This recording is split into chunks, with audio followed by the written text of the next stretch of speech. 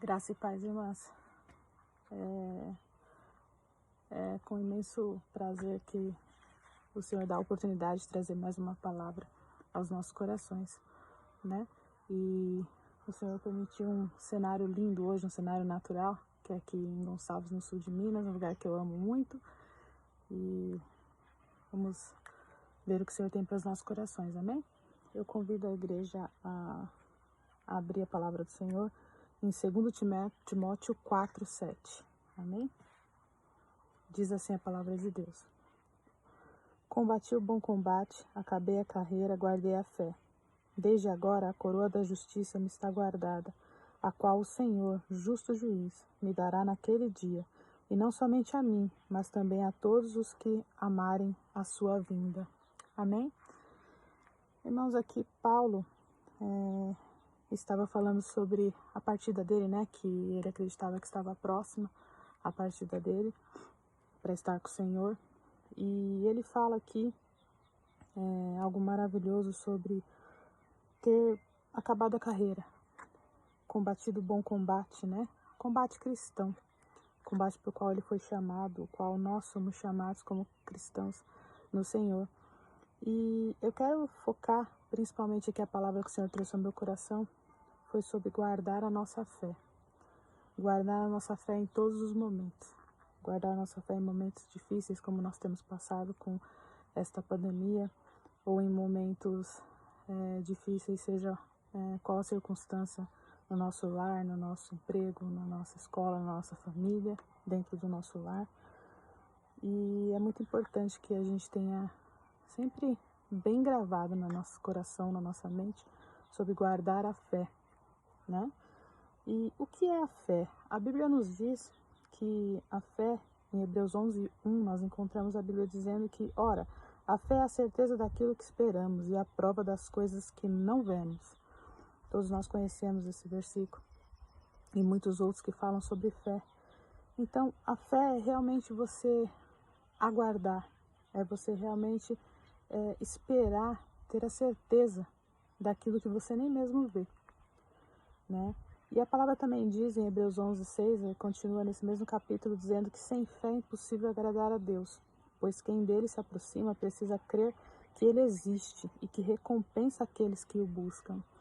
Então, irmãos, eu gostaria que ficasse bem gravado hoje, essa breve mensagem, que fé, na verdade, a gente pode deixar como uma frase que fé é igual a confiar em Deus.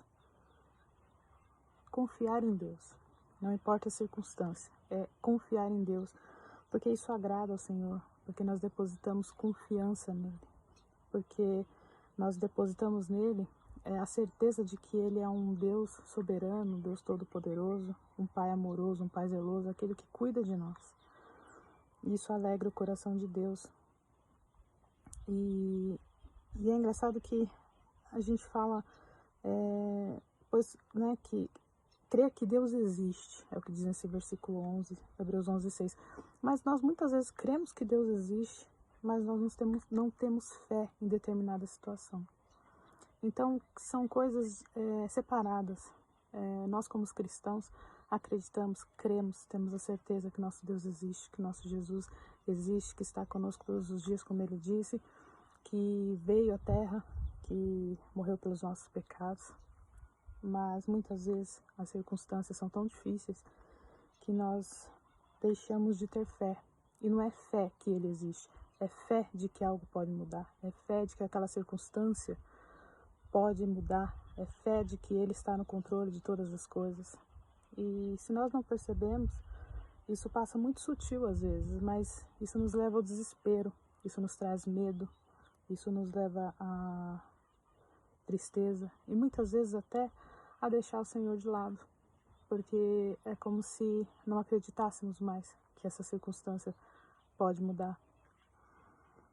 Eu estava conversando com uma amiga cristã também e ela disse algo interessante e que depois, na verdade, até existe um versículo na Bíblia. A gente estava falando sobre fé e como é tênue essa linha entre você ter fé e de repente não ter. E não misturem as coisas, não é ter fé no Senhor, crer no Senhor nós temos, mas muitas vezes é fé em que aquela circunstância pode mudar. E ela disse assim para mim que ela acredita que fé, na verdade, ela é benéfica para nós, ela agrada a Deus, é o que a palavra diz, mas que ela é benéfica para nós. Por quê? Porque a fé nos traz paz, a fé nos traz uma segurança, uma tranquilidade. E realmente nós vemos isso inclusive na palavra de Deus.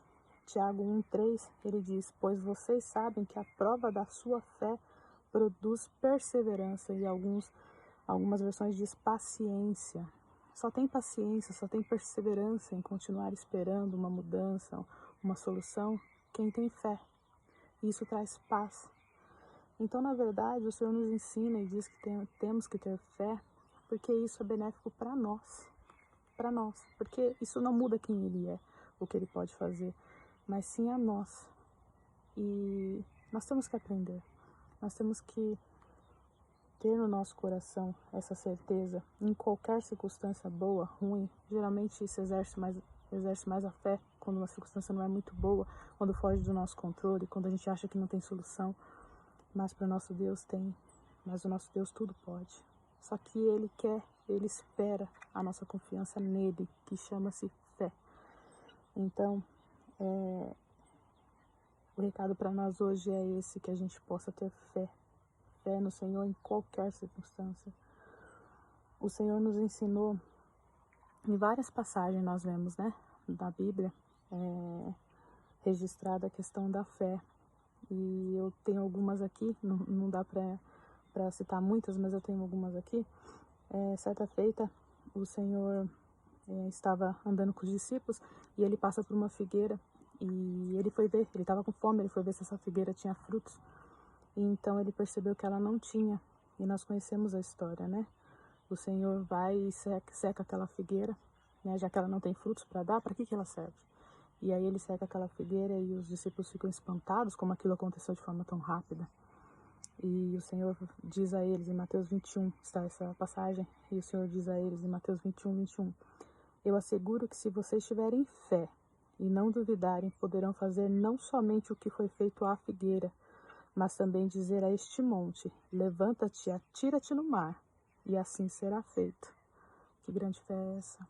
A fé do tamanho de um grão de mostarda, que outra passagem diz, já é o suficiente. O tamanho de um grão de mostarda, nós mal podemos enxergá-lo. Já é o suficiente para que possamos dar a ordem a uma montanha para sair, se mover de um lugar, e isso acontecerá. Então isso prova o quão pequena, muitas vezes, ou nula é a nossa fé. Porque se ela fosse do tamanho de um grão de mostarda, quanta coisa, quantos benefícios nós teríamos. Temos que exercer a nossa fé, irmãos. Isso é de forma contínua, isso é diariamente. A nossa fé, ela é como um músculo espiritual. Sabe quando você quer ter o corpo definido? Você vê essas pessoas que têm todo esse amor pelo corpo, ou muitas vezes é só realmente por busca de saúde, e ela vai à academia todos os dias e ela malha bastante, para que aquele músculo específico do braço, da perna, da barriga seja desenvolvido, cresça. Assim é a nossa fé. Ela tem que ser exercitada todos os dias, porque se ela não for continuamente, ela não vai crescer. Nós nos pegaremos, eu não sei quantos irmãos, mas comigo isso, infelizmente, às vezes acontece, de você estar numa situação e não tem nada a ver com você crer no Senhor, não tem nada a ver com você ser cristão, mas sim em você estar numa circunstância tão difícil, que atemoriza tanto o seu coração, que você não vê saída com os olhos carnais, que muitas vezes você acaba perdendo a sua fé naquilo, não é no Senhor, é naquilo. Você fala, não tem, sempre foi assim, não vai mudar, é muito difícil, você se conforma. E isso só acontece porque nós ainda não estamos no nível de um músculo espiritual, a fé, bem desenvolvido, porque se ele estiver bem desenvolvido, em qualquer circunstância você terá fé. Outra passagem que o Senhor nos deixa na sua palavra, porque toda a palavra foi inspirada pelo Espírito Santo, nós sabemos disso,